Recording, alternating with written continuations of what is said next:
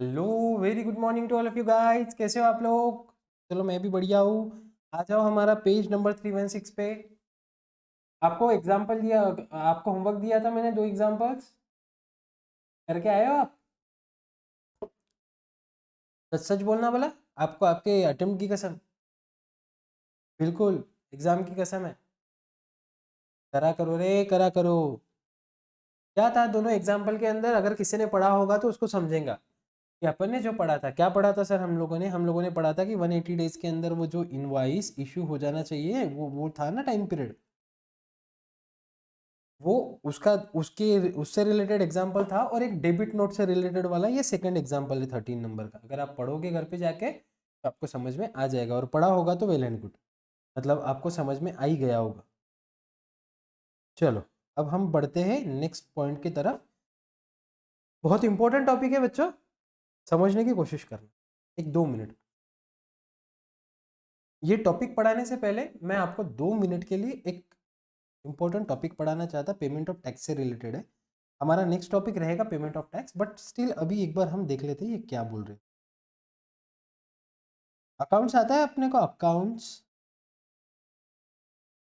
ठीक है, कुछ तो अकाउंट हम देखने वाले, 3 अकाउंट देखने वाले। देखो ध्यान से। एक होता है बच्चों इलेक्ट्रॉनिक कैश लेजर। क्या होता है? Electronic cash laser. एक होता है इलेक्ट्रॉनिक क्रेडिट लेजर। ये क्या होता है सर? बताऊंगा ना, बिल्कुल बताऊंगा। Credit ledger. और एक होता है electronic liability register. Electronic liability register. Sir इसकी जरूरत क्या है और ये क्यों है 3 अकाउंट? ये एक अकाउंट है, ये सेकेंड और ये थर्ड अकाउंट। ऐसे 3 अकाउंट्स हमको देखने हैं। क्यों देखने हैं सर? ये क्या जरूरत आन पड़ी अब इसकी अचानक ही? देखो बच्चों, अभी तक के मैंने आपको बताया था कि कैसे रिटर्न फाइल किए जाते हैं। कैसे रिटर्न फाइल किए जाते हैं मतलब सर, देखो सबसे पहले GSTR 1, GSTR 2, GSTR 3B, ऐसे 3 अभी रिटर्न मार्केट में चालू है। मार्केट में चालू है मतलब सर, मतलब ये 3 रिटर्न हम लोग फाइल करते हैं। एक नॉर्मल टैक्स पेयर, हम कंपोजिशन वालों की बात नहीं कर रहे बच्चों, हम एक नॉर्मल टैक्स पेयर की बात कर रहे हैं कि वो ये ऐसे 3 रिटर्न फाइल करता है। सर क्या होता है GSTR 1, 2 और 3B, और क्या इसकी ड्यू डेट अगर ऐसी कुछ है क्या, या कैसे करते हैं हम? देखो ध्यान से सुनो। GSTR 1 जो है ना, ये आउटवर्ड सप्लाई से रिलेटेड होता है। कैसे? आउटवर्ड सप्लाई से related. Sir outward supply, but obviously sale की बात कर रहा हूं मैं यहाँ पे। ठीक है, तो सर इसके अंदर हम आउटवर्ड सप्लाई वो भी डिटेल में देते हैं। डिटेल में देते हैं मतलब सर समझ में नहीं आया हमको। क्या आप हमको कोई एग्जांपल बता सकते हो?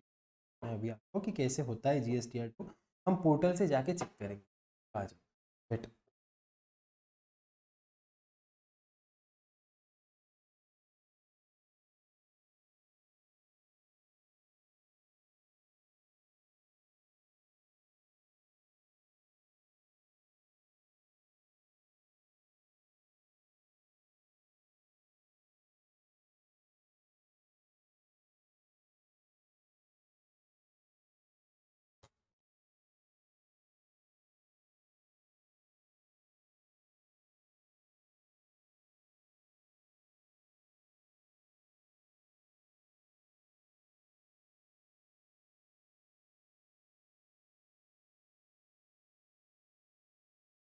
वेट गई, बताता हूँ। ये देखो बच्चों, ये होता है GST की हमारी, मैंने ये डाउनलोड की है एक्सेल शीट। देखो अपनी यूटिलिटी से, 2 मिनट में आपके सामने पेशकश है आपके सामने एक्सेल यूटिलिटी GSTR 1 की। देखो बच्चों, इसके अंदर इन्होंने एग्जाम्पल में दिया है हमको क्या होता है, कैसे होता है। ये देखो, ये GSTN के बाद में रिसीवर, मतलब GST नंबर जिसको आप सप्लाई कर रहे हो, वो रिसीवर का नाम, then invoice number, invoice date, invoice value, place of supply. आपको याद आ रहा है, हम इनवॉइस के अंदर ये सारे रिक्वायरमेंट मैंडेटरीली फिल करने लगाते हैं किसी भी किसी भी सप्लायर को जब हम इनवॉइस देते हैं या जिसको भी हम इनवॉइस देते हैं, ये सारी चीजें उसके अंदर मेंशन होती है। ये सब चीजें हमको जीएसटी के रिटर्न के अंदर जब ये फाइल कर रहे हैं उसके अंदर ये सारी की सारी चीजें हमको देनी है। ठीक है, समझ में आया? देखो, total taxable value, tax rate, उसके बाद में सेस अमाउंट अगर कोई है तो, उसके बाद में ये तो हुआ बच्चों B2B। तो कोई क्या बोल रहा है B2B मतलब, मैंने आपको इसके पहले भी बताया, रजिस्टर्ड टू रजिस्टर्ड। हमने प्लेस ऑफ सप्लाई में भी देखा था B2B, ये अगर आपको दिख रहा होगा तो है B2B।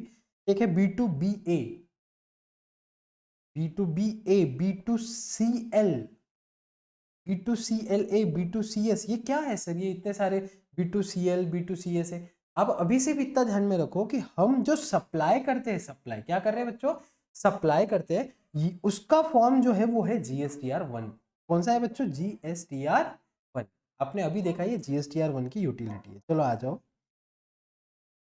हम जहां थे वहां से शुरू करें। तो sir GSTR1 is outward supply. आप खुद भी डाउनलोड कर सकते हो, अगर आपको देखने की ऐसी कुछ ये होगी तो आप gst.gov.in पे जाके आप वहां पे ऑफलाइन डाउनलोड यूटिलिटी में से डाउनलोड कर सकते हो। ठीक है, वहां पे आपको GSTR1 और रिटर्न फाइलिंग के वहां पे ऑप्शंस है। चलो ठीक है सर, ये तो हुई सप्लाई की बात। मतलब आपका बोलना है GSTR1 के अंदर हम डिटेल में सेल लिखते हैं, करेक्ट? सर GSTR2 या 2A में क्या होता है फिर? GSTR2A के अंदर बच्चों इनवर्ड सप्लाई की डिटेल्स होती है।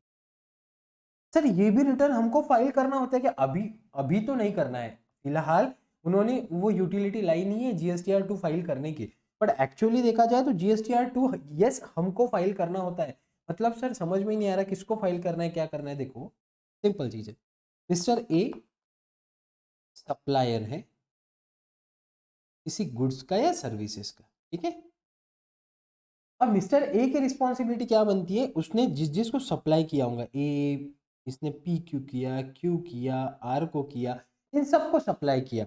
ये किया इसने समझो आप अगस्त मंथ के अंदर, ठीक है? अब mister A, sorry, mister A supplier की रिस्पॉन्सिबिलिटी क्या है? उसकी रिस्पॉन्सिबिलिटी है कि उसने ये जो सेल किया है पी को, क्यू को और आर को, उसकी डिटेल वाइज, मतलब क्वांटिटी कितनी सेल की, वैल्यू क्या थी, टैक्सेबल वैल्यू क्या थी, जीएसटी का रेट क्या था उसके ऊपर, HSN कोड क्या है, वो जो भी गुड्स उसने सेल की है उसका, उसकी सारी डिटेल उसको देनी है GSTR1 के अंदर। चलो यहां तक की बात सर हमको समझ में आ। अब सर मिस्टर ए ने किसी से परचेज भी तो किया होगा ना? यस बिल्कुल, मिस्टर ए ने कहीं से ना कहीं से परचेज भी किया होगा। अगर परचेज किया है सर, तो वो परचेज की रिक्वायरमेंट, वो डिटेल्स हम फिल करते हैं या वो सामने वाला करता है? देखो बच्चों, अभी जो चल रहा है प्रैक्टिस में, उसके अंदर GSTR2A आपको अपने आप ही बन के आ जाते हैं, आपको उसके अंदर कुछ भी करने की जरूरत नहीं। मतलब सर जैसा आप आपका GSTR1 फाइल करते हो, वैसे ही आपके जो सप्लायर्स है वो उनका GSTR1 फाइल करते हैं। मतलब ये अगर समझो, यहाँ पे आप समझो जी है, मिस्टर जी ने रिटर्न फाइल किया होगा उसका, और उसका जो रिटर्न फाइल हुआ होगा वो मिस्टर ए के 2A में दिख जाएगा। यहाँ तक की बात में कोई दिक्कत नहीं है, समझ में आ गया? मतलब GSTR1 हमको फाइल करना है, 2A फाइल करने की जरूरत नहीं है। अभी तक की बात समझ में आई? अब देखो बच्चों, थर्ड रिटर्न है GSTR3B। 3B क्या होता है सर? 3B के अंदर ना हम सेल एंड परचेज की समरी देते हैं और पेमेंट करते हैं। समझे? क्या क्या करते हैं हम? सेल एंड परचेज की समरी देते हैं एंड पेमेंट करते हैं। सर ये मतलब समझ में नहीं आया। आपने बोला कि यहाँ पे डिटेल में सेल दे दिया, इसने बेचारे ने डिटेल में परचेज दे दिया, फिर अब ये बात कहाँ से आई सेल और देखो बच्चों, यहाँ पे ना ये जब GSTR1 हम फाइल करते हैं, तब सिर्फ आपको GSTR1 के अंदर सिर्फ डिटेल देनी है, उसके अंदर आपको पेमेंट तो करना ही नहीं था। उसके अंदर पेमेंट करना था क्या? नहीं ना। मतलब यहाँ पे सिर्फ आपने आउटवर्ड सप्लाई बताया, बराबर है। सेकेंड केस के अंदर आपने इनवर्ड सप्लाई बताया, लेकिन थर्ड जो रिटर्न है वो बोलता है कि आपका सेल कितना हुआ, इन टोटल में बताओ। 18% से इतना सेल हुआ, 12% से इतना सेल हुआ, ठीक है? और परचेस कितना हुआ आपका, ये हुआ आपका सेल। और आपका परचेस कितना हुआ रे? आपका परचेस हुआ इतना और इतना। फिर हम क्या करते हैं, ये दोनों में से मतलब सेल माइनस परचेस करके जो भी लाइबिलिटी आती है वो हम लोग GSTR 3B के थ्रू पेमेंट करते हैं। मतलब आपको हमेशा हमेशा हमेशा याद रखना है कि जो पेमेंट किया जाता है, क्या जीएसटी के अंदर जो पेमेंट की लायबिलिटी आती है वो कब आती है? वो GSTR 3B के रिटर्न में आएगी। समझ में आया क्या बच्चों? क्लियर है? यस सर, अभी हमको समझ में आ गया। चलो यहां तक की बात नहीं सुनी। ये रिटर्न कब फाइल होता है बच्चों? ये रिटर्न ही होता है 20th of the next month. और सर ये रिटर्न, ये GSTR 1 कब फाइल होता है? ये फाइल होता है बच्चों 11th of the next month. Sir समझा नहीं, मतलब अगर मैंने कोई सप्लाई अप्रैल मंथ में किया है, जैसा अप्रैल 23 के अंदर अगर मैंने कोई सप्लाई किया है, तो उसका जो GSTR 1 का डिटेल वो कब जाना चाहिए, कब तक जाना चाहिए? वो जाना चाहिए सर मई। कब में? 11th ऑफ मई 2023 तक। समझ में आया क्या बच्चों अभी? हाँ सर, मतलब एक लॉजिक लगा सकते हो क्या आप मेरे साथ साथ? क्या सर समझा नहीं, बताइए। देखो GSTR 1 जा रहा है पहले, बराबर है, मतलब आप सेल का डिटेल बता दे रहे हो गवर्नमेंट को पहले ही। क्योंकि आप सेल का डिटेल पहले बता दे रहे हैं, तो बाकी जो आपके सप्लायर है उन्होंने भी 11th ऑफ द मई को सप्लाई बता दिया होगा। समझ में आ रहा है क्या? समझो समझो समझो। जैसा आपने 11th को सप्लाई बता दिया, वैसे ही जो आपका सप्लायर था उसने भी 11th को रिटर्न फाइल कर दिया होगा और वो सप्लाई बता दिया होगा। अब सर, अब डायरेक्ट 20th मई को आपको रिटर्न फाइल करना है GSTR 3B। तो इसके अंदर आपने दी हुई सेल की डिटेल तो अपने आप आ गई, उसमें आपको अमाउंट डालने की जरूरत है क्या? नहीं। अरे क्योंकि यही अमाउंट तो आगे कैरी फॉरवर्ड होगी ना पेमेंट करते वक्त, तो ये समरी इधर आ जाएगी ना, यहाँ पे डिटेल में दिया आपने, यह समरी आ जाएगी उसकी। और एक बात अगर आप समझ पा रहे होंगे, तो ये तो GSTR 1 की डिटेल आई गई, साथ साथ में यहाँ पे GSTR 2A की भी डिटेल आ जाएंगी। हाँ सर, क्योंकि उसने फाइल कर दिया होगा, किसने? आपके सप्लायर ने फाइल कर दिया होगा, तो भाई मेरे GSTR 3B के रिटर्न के अंदर तो वो आ ही जाएगा ना। बिल्कुल सर, सवाल ही नहीं आता। अरे बढ़िया, मतलब सर ये जो टाइम पीरियड इन्होंने 8 दिन का दिया है, 9 दिन का दिया है, ये क्यों दिया है? ताकि आप तो आपका सप्लाई बता ही दो, और जो आपका सप्लायर है उसने भी सप्लाई बता देना है, और दोनों का सप्लाई का हम समरी, मतलब 3B के अंदर ऐसा देखा जाए तो हमको कुछ करना ही नहीं है। आप अगर समझ पा रहे होंगे तो 3B के अंदर हमको कुछ करना है क्या? नहीं सर, सेल की समरी तो अपने आप आ जा रही। क्यों? कि हमने यहाँ पे डिटेल में GSTR 1 में सेल दे दिया, अब वही समरी वो उठा के ले लेगा 3B के अंदर। और रही बात परचेज की, तो जो मैं जिससे मैं सप्लायर से परचेज करूं उसने अगर दिखा दिया होगा तो वो भी आ जाएगा। तो फिर दिक्कत क्या है? 3B के अंदर तो आपको कुछ करना ही नहीं है, आपको सिर्फ पेमेंट करना है। समझ आ रहा है आपको? बिल्कुल बिल्कुल बिल्कुल सब समझ। मतलब अभी तक की बात, मैं ये जो सब पढ़ा रहा हूँ ये एक्चुअली मैं पढ़ाने चाहता था GSTR 2A से रिलेटेड, क्योंकि हमको अभी देखना है इनवर्ड सप्लाई की बात है। बट स्टिल अभी आपके दिमाग में ये सारी चीजें क्लियर होना जरूरी था इसे लेवल ऑफ पॉइंट पे। समझ में आ रहा? चलो बच्चों, मतलब अब हम सर क्लियर हो गए।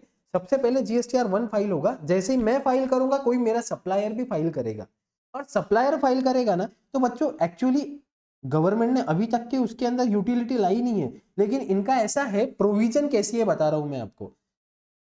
आप GSTR 1 फाइल करो 11 तक, GSTR 2B फाइल करो 15th तक।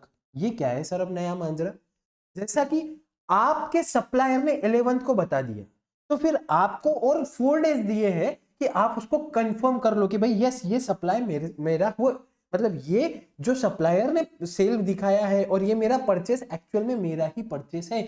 यहाँ पे करेक्ट टिक मार्क करने के लिए इन्होंने 15th का भी एक डेट डाला है कि भाई आप उसको एक्सेप्टेंस दे दो। किसको एक्सेप्टेंस दे दो? जो सप्लायर ने दिखाया है, कि सप्लायर ने अगर दिखाया होगा कि भाई कृष्णा सर को हमने 2 लाख रुपीस के गुड्स सेल किए, अब कृष्णा सर के पास में भी ऑप्शन होना चाहिए ना कि उन्होंने एक्सेप्ट करे या रिजेक्ट करे उस परचेस इनवॉइस को। सर क्यों रिजेक्ट करेगा कोई? अरे भाई किसी ने स्मगल गुड्स का अगर आपके नाम पे GST के अंदर लिखा दिया, अब आप क्या करोगे? आप तो फंस गए ना अननेसेसरी। आपको आईटीसी मिल रहा है तो आप कुछ भी करोगे क्या?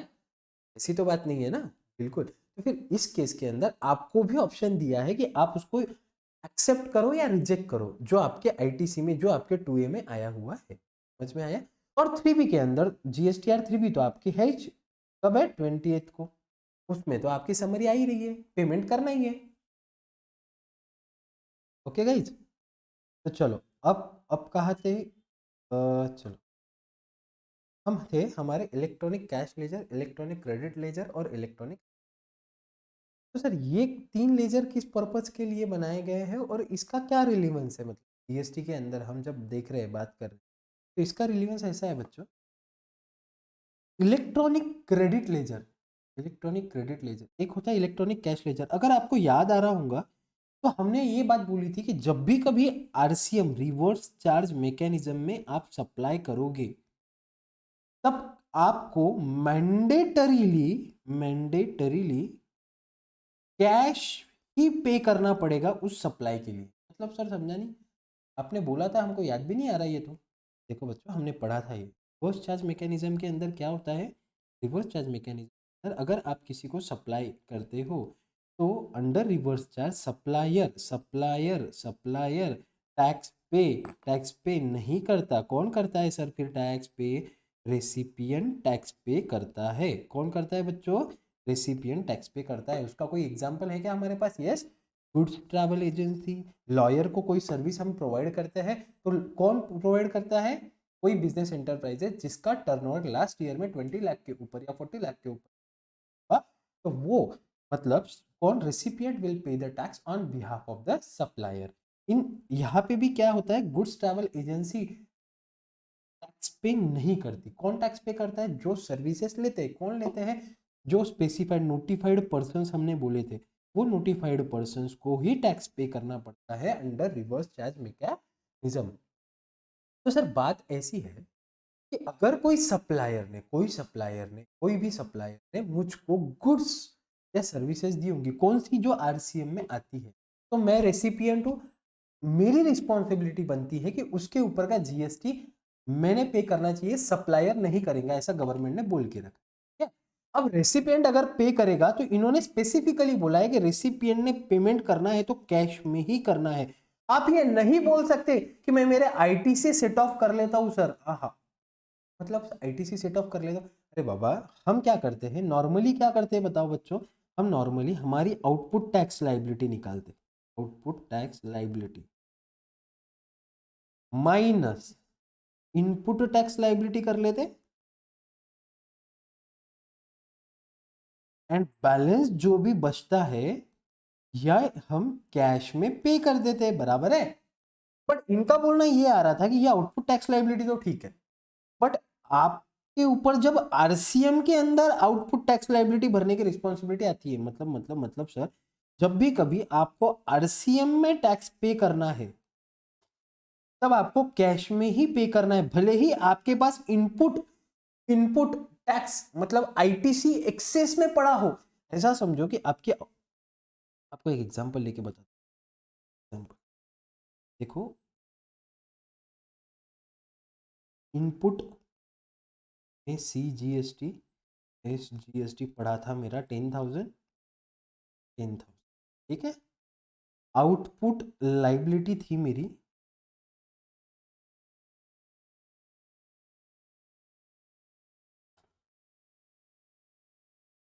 GST S G. ओ क्या लिख रहे सर? कितनी थी बच्चों? 5,000, 5,000, ठीक है। और सर आपको आरसीएम में पे करना था, आरसीएम पे लाइबिलिटी कितनी थी बच्चों? वो थी सीजीएसटी जीएसटी, वो थी बच्चों 2,000 रुपीज। अब इसका आपको सेट ऑफ करके दिखाना है। कैसे सेट ऑफ करोगे आप, कैसे पेमेंट करोगे बताओ, कितना पेमेंट करना पड़ेगा? तो बच्चों अगर ऐसा कोई सिनारियो हमारे पास में है, हम क्या करेंगे? हम सबसे पहले लेते हैं output tax liability GST SG, ठीक है। कितना है बच्चों आउटपुट? 5,000, 5,000, ठीक है, लेस इनपुट कितना है 10,000 है, लेकिन हमको जरूरत है क्या 10,000 की? नहीं, हम यहाँ पे 5,000 ही यूज करेंगे, यूटिलाइज करेंगे। ठीक है, इतना बचा बच्चों बैलेंस कुछ भी नहीं। अब सर ये आरसीएम का अगर पे करना है तो क्या ये आरसीएम के जो 2,000 रुपीज है हमको पे करने के, क्या ये हम इनपुट टैक्स में से माइनस करके मतलब सेट ऑफ कर सकते हैं क्या? तो इन्होंने यही चीज बोली कि ये आप नहीं कर सकते। क्या ये आप नहीं कर सकते? ये जो बैलेंस लायबिलिटी ये आपको कैश में ही पे करनी है। ये मैंने आपको आरसीएम पढ़ाते वक्त बताया था। मतलब सर आपको ये बात उस टाइम पे आपने बोली थी कि हमको ये जो लायबिलिटी पे करनी है ये कैश रजिस्टर के थ्रू ही पे करनी है। अब एक एग्जांपल हम और लेते हैं, हमारी आउटपुट टैक्स लायबिलिटी, पुट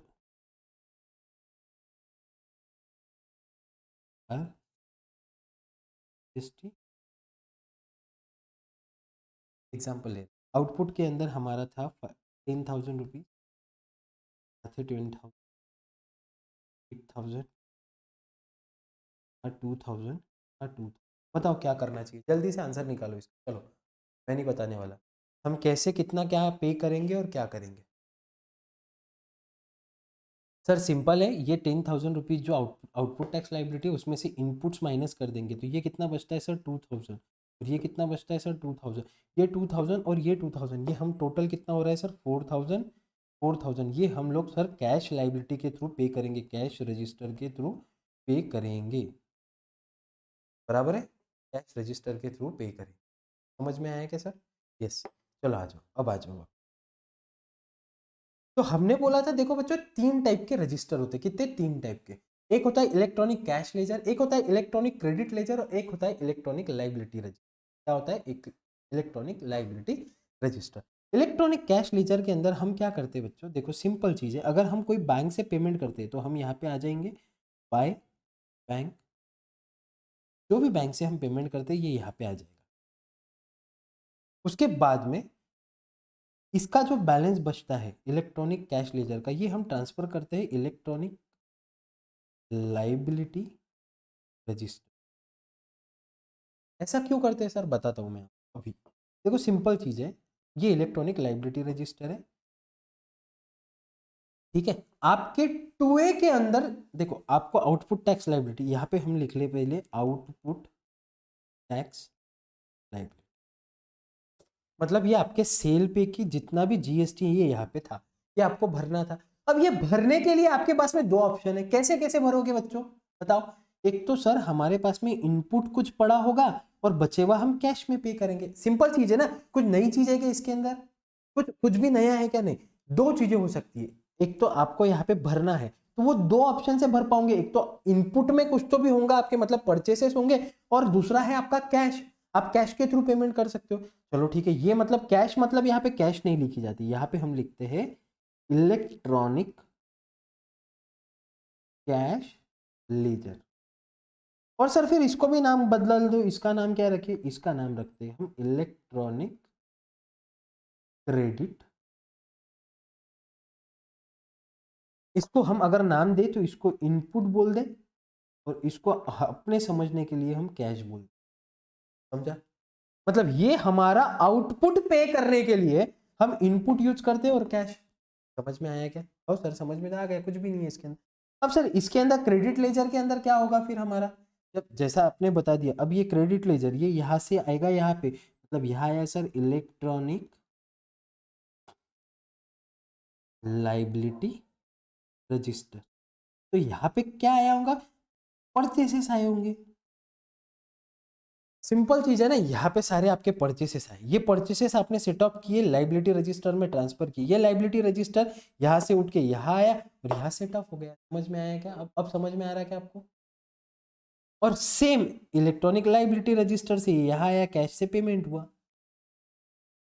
अगर आप इसका फोटो निकालना चाहते हो तो प्लीज फोटो निकालो, आपको समझ में आ रहा होगा, मेरे हिसाब से तो आपको समझ में आ जाना चाहिए। वैसे आपके एग्जाम में ये आने वाला है नहीं, लेकिन मैं आपके समझने के लिए ये, ठीक है। और पेमेंट ऑफ टैक्स के अंदर हमको ये देखना ही है। और मैं वहां पे आपको दोहराऊंगा नहीं कि क्या होता है electronic cash ledger, credit ledger और liability ledger. Electronic credit ledger का मीनिंग आप सीधा सीधा यहाँ पे नोट करके रख लो, परचेस रजिस्टर। ये आपका कैश रजिस्टर। ये क्या होता है सर? ये एक्चुअली ना बच्चों, गवर्नमेंट ने पोर्टल के ऊपर, मतलब जीएसटी पोर्टल के ऊपर ये 3 लेजर बना के रखे। ये 3 लेजर क्यों बना के रखे? ये 3 लेजर हमको जीएसटी कैसे लाइबिलिटी को सेट ऑफ करे उसके लिए बनाए हैं। एक तो होता है क्रेडिट लेजर, जिसके अंदर आपने जितने भी परचेसेस किए वो जमा हो जाते हैं, और उसका जो भी बैलेंस है वो कहाँ ट्रांसफर होगा? वो इलेक्ट्रॉनिक लाइबिलिटी रजिस्टर में ट्रांसफर हो जाएगा। बस यही बात बता रहा है। इलेक्ट्रॉनिक कैश लेजर क्या है? आप उसमें डिपॉजिट करो और उसका भी पूरा अमाउंट कहाँ ट्रांसफर हो जाएगा? इलेक्ट्रॉनिक लाइबिलिटी रजिस्टर में। और इलेक्ट्रॉनिक लाइबिलिटी रजिस्टर क्या है? तो भाई आपने जो जो सेल बताया उसके अगेंस्ट में आप इनपुट को एडजस्ट कर लो और कैश को एडजस्ट कर लो, बस बात खत्म। समझने जैसी बात है यार, कोई हार्ड चीज है ही नहीं, हार्ड एंड फास्ट कुछ भी नहीं है, सिंपल चीज है। समझ में आ गई सर? तो आ जाओ अभी। तो सर आप ये इलिजिबल क्रेडिट पढ़ा रहे थे, उसमें वो क्या बताता हूँ आप। अब इनका क्या था, गौर से सुनो। अभी तक के आपको मैंने जितनी भी कंडीशंस बताई वो सारी कंडीशंस प्लीज एक बार रिपीट कर। सर देखो, आपने सबसे पहले बोला इनवॉइस देना चाहिए, इनवॉइस के अंदर जो जो कंटेंट होने चाहिए वो इनवॉइस के अंदर कंटेंट सारे प्रॉपरली फिल होने चाहिए। उसके बाद में invoice due date due time के अंदर चला जाना चाहिए। चलो ठीक है सर। उसके बाद में पेमेंट भी होना चाहिए। इनवॉइस जाके कुछ नहीं होगा, पेमेंट भी होना चाहिए। मतलब कौन किसको पेमेंट करे?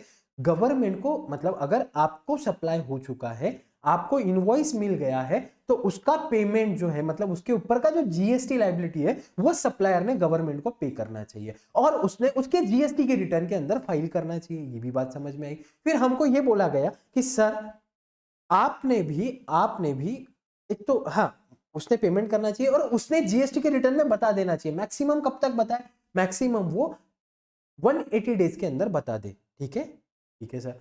नहीं, 180 डेज के अंदर नहीं, क्या बोला था उन्होंने? मैक्सिमम आप सितंबर मंथ से पहले बता दो। क्या? कि उन्होंने जीएसटी का रिटर्न फाइल कर दिया है और आपका सप्लाई उन्होंने बता दिया है, बराबर है।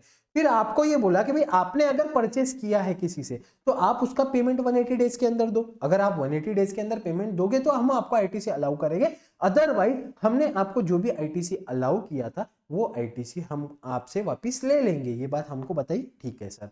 ये इतनी कंडीशंस लगाने के बाद में भी उनको चैन नहीं मिला। उसके बाद में उन्होंने क्या किया पता है? देखो, मिस्टर ए था। कौन? मिस्टर। अब पूरी बात अगर ध्यान से सुनोगे तो बहुत मजा आएगा। ठीक है? अब ये मिस्टर ए ने, ये है बेचारा सप्लायर और रेसिपिएंट दोनों भी। एक सप्लायर बोलने के मतलब ही नहीं है, हम इसको ट्रेडर बोल दे। ठीक है? इसने ना परचेस किया, 1 2 3 4 लोगों से परचेस किया, ई क्यू और आर से, और इसने आगे सप्लाई किया। ए नहीं,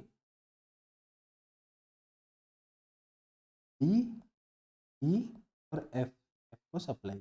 ठीक है बच्चों? डी ई एफ को सप्लाई। मिस्टर ए ट्रेडर है। अब बात ऐसी है, मिस्टर ए ने तो बेचारा इतना अच्छा अच्छा बंदा था वो, उसने जितने भी लोगों को सप्लाई किया, इनको किया, इनको किया, इनको किया, जिसको भी सप्लाई किया ना उसने अपने जीएसटी रिटर्न के अंदर, जीएसटीआर 1 के अंदर डिटेल में पूरा बता दिया। और जीएसटीआर 3 भी जब फाइल कर रहा था तब देखा उसने तो ये तीनों भी लाइबिलिटी उसके लाइबिलिटी रजिस्टर में आ गई। सवाल ही नहीं आता ना सर, आएगी भी, क्योंकि उसने जब परचे उसको उसने जब सेल किया है तो उसने जीएसटी की लाइबिलिटी तो आनी ही है, उसमें कोई बहुत बड़ी बात है नहीं। अब बात ऐसी हुई बच्चों, इसके अंदर से मिस्टर आर, मिस्टर क्यू, ये दोनों ने तो सप्लाई बता दिया। ये दोनों ने तो सप्लाई बता दिया किसको? मिस्टर ए को। लेकिन मिस्टर पी थोड़ा बदमाश निकला, उसने रिटर्न फाइल किया ही नहीं। उसने रिटर्न फाइल किया ही नहीं। अब बात ऐसी है कि उसने रिटर्न फाइल किया नहीं तो मिस्टर ए रोने लगा। मिस्टर ए क्यों रोने लगा? भाई मिस्टर ए के हिसाब से उसने जो सप्लाई किया था उसकी लाइबिलिटी आ रही थी सीजीएसटी, एसजीएसटी, वो आ रही थी 1 लाख रुपीज, 1 लाख रुपीज। और उसने जो परचेस किया था तीनों से मिला के, बच्चों तीनों से मिला के उसकी वैल्यू थी 1 लाख रुपीज, 1 लाख रुपीज। मतलब इसको पे करने की लाइबिलिटी थी क्या बच्चों? कुछ भी बिल्कुल नहीं थी सर, पे करने की रिस्पॉन्सिबिलिटी थी ही नहीं।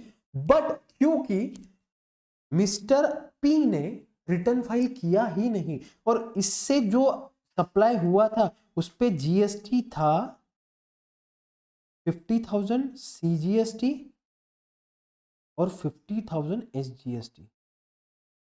क्या बात कर रहे हैं सर? अब मुझे एक बात बताओ, गवर्नमेंट इसको आईटीसी कितना अलाउ करे? सबसे पहला क्वेश्चन सर, उसने सप्लाई पी ने नहीं बताया, इसमें इसकी कुछ गलती है क्या? मिस्टर ए की कोई गलती है क्या? आप बताओ यार, आप रैशनल माइंड से बताओ, मिस्टर ए की कोई गलती है क्या? इसमें कोई गलती नहीं है ना, बेचारा वो तो गुड फेथ के अंदर उसने सप्लाई भी किया, उसने ये मिस्टर पी को, अच्छा मिस्टर पी को उसने पेमेंट भी कर दिया, इनवॉइस भी इशू हो गया, सब चीजें हो गई, लेकिन वो गधे ने, मिस्टर पी ने रिटर्न फाइल किया ही नहीं। जीएसटीआर 1 में बताया ही नहीं मिस्टर ए को मैंने सप्लाई किया बोल के। अच्छा रिटर्न फाइल कर भी दिया, उसने मिस्टर ए को सप्लाई किया ऐसा बताया ही नहीं। अब बताओ क्या करें? अब क्या करें?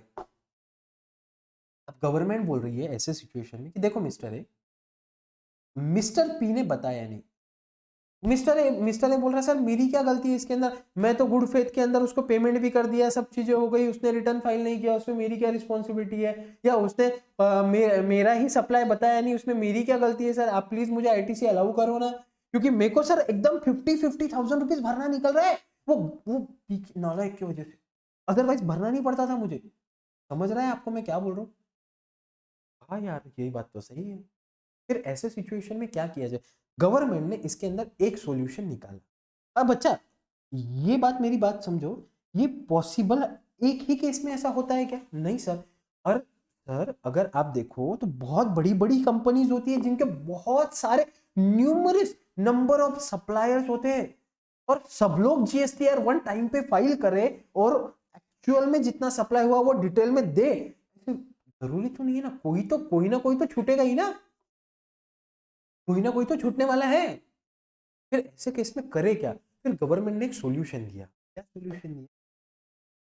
देखो बोले भाई, हम आपको जीएसटीआर 2A के हिसाब से ही आईटीसी देंगे। मतलब ये जीएसटीआर 2A में आर आया और क्यू आया, ये दोनों का हम दे देंगे, ये आया नहीं तो हम देंगे नहीं। आप सर ऐसा मत करो ना यार, प्लीज मत करो मेरे साथ, बहुत गलत हो रहा है। बोले सुन सुन सुन मेरी बात। बोले फिर कैसा? मतलब देखो 2A का जितना आईटीसी है वो पूरा आईटीसी आप ले लो। बोले ठीक है, और उसके अलावा क्या? उसके अलावा आपको हम 10% और अलाउ कर देंगे। पहले 20 था, अभी 10%। 10% किसका? ये जो इलिजिबल आईटीसी था आपका, इलिजिबल आईटीसी मतलब कौन सा? जो आपने भी परचेस में बताया और आपके सप्लायर ने भी परचेस में बताया, वो हुआ आपका इलिजिबल आईटीसी। ठीक है, अब ये जो इलिजिबल आईटीसी आपका है उतना हम आपको अलाउ कर देंगे, उसके साथ साथ उसका और 10%, मतलब आपका जो इलिजिबल आईटीसी का 110% तक हम आपको मैक्सिमम अलाउ करेंगे, इससे ज्यादा नहीं करेंगे। अच्छा ये और actual ITC as per books lower will be allowed. तो सर समझ क्या बोलना चाहते हो आप? अभी भी नहीं समझ? देखो बच्चों ध्यान से सुनो, इलिजिबल आईटीसी क्या होता है? सब शांति से। मैंने आपको बोला देखो मेरे 100 ऑफ सप्लायर्स है, जिसके अंदर से मैंने मेरे अकाउंटिंग के अंदर, मेरे बुक्स के अंदर 100 सप्लायर से परचेस की एंट्री मार ली। अब उसके अंदर से 70 सप्लायर ने जीएसटीआर 2 में रिकॉर्ड में दिखा दिया, मतलब उनके 1 में और मेरे 2A में आ गया। क्या के बात में कोई दिक्कत है क्या बच्चों? सर जो डिटेल आ गए, अब 30 बचे हैं, 30 आए क्या अभी तक के? नहीं। गवर्नमेंट बोलती है ये जो 70 लोगों के आए उनका तो 100% आप ले लो, ठीक है, उनका कोई प्रॉब्लम नहीं, उनका 100% आपको अलाउ कर देंगे। अब ये जो 70 है उसका 10% निकाल के बाजू में रखो, अमाउंट कितनी होती है? और अब बताओ ये 30% जो बैलेंस है उनकी अमाउंट कितनी है? ये दोनों में से ये अमाउंट या ये अमाउंट, कौन सी दो अमाउंट? कौन सी दो अमाउंट सर? एक तो ये 30% बैलेंस लोगों की जिन्होंने सप्लाई बताया नहीं, अच्छा एक वो, और दूसरे कौन से? दूसरे वो लोग जो 70% का 10%, मतलब जो 70 लोगों ने जिन्होंने एक्चुअल में आईटीसी दिखाया, जिनका मुझे 100% आईटीसी मिल गया, उसका 10%, ये 10% उनका, और ये 30% whichever is lower will be allowed। अभी दिमाग में बैठ, यही मैंने लिखा है। इलिजिबल आईटीसी का 110%, 110% बोलने से अच्छा मैं तो यहाँ पे 10% ही बोलूँ सर, क्योंकि इलिजिबल आईटीसी का तो पूरा मिल ही गया। अब इलिजिबल आईटीसी जितना है उसका 10% या तो actual ITC as per book जो मैंने नहीं लिया, जो गवर्नमेंट ने मुझे बोल दिया कि आप नहीं ले सकते। क्यों नहीं ले सकते? क्योंकि वो गधों ने दिखाया नहीं, इसलिए जो नहीं ले सकते वो, और 10% whichever is lower will be allowed as IT. ये बात बोल रहा है ये रूल। अब आ जाओ ये रूल के ऊपर, अब पढ़ने की कोशिश करते हो, समझने की भी कोशिश की।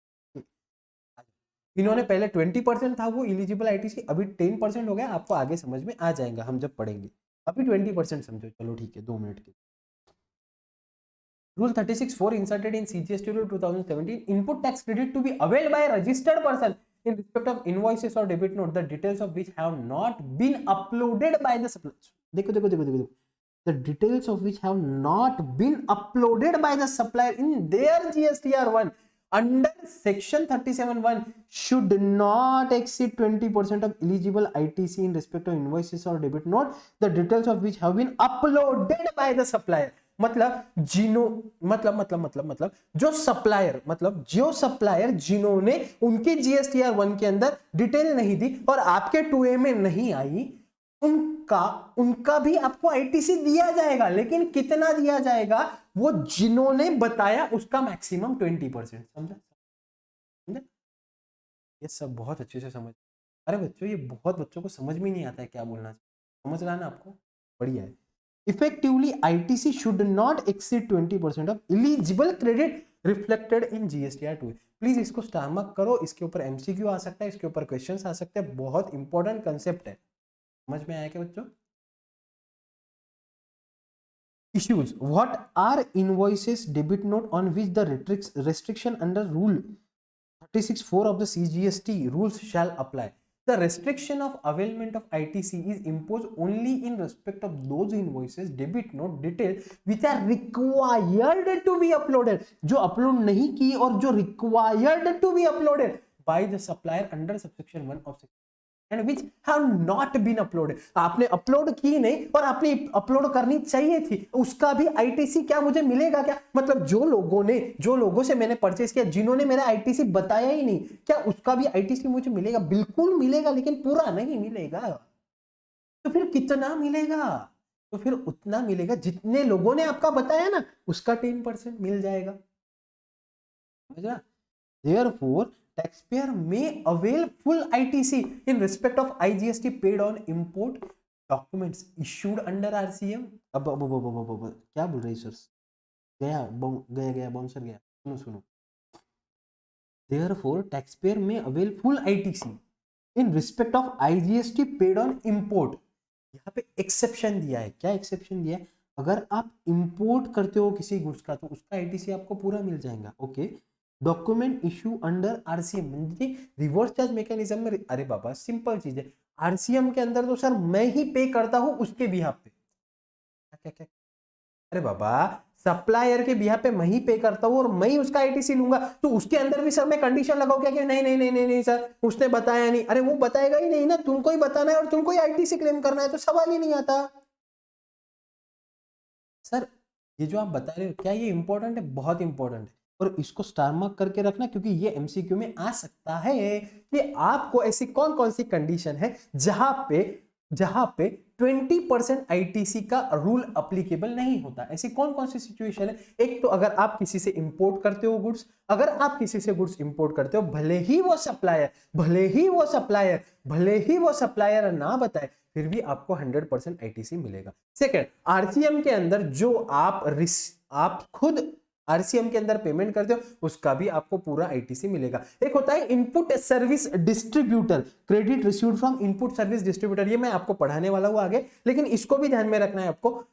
इनपुट सर्विस डिस्ट्रीब्यूटर जो आपको सप्लाई करता है उसका भी आपको 100% आईटीसी मिल जाएगा। समझ में आए? 3 लोगों का आपको पूरा 100% आईटीसी मिल जाएगा, भले ही इनवॉइस आए चाहे ना आए, वो रिटर्न में बताए चाहे ना बताए, वो रिटर्न में बताए चाहे ना बताए।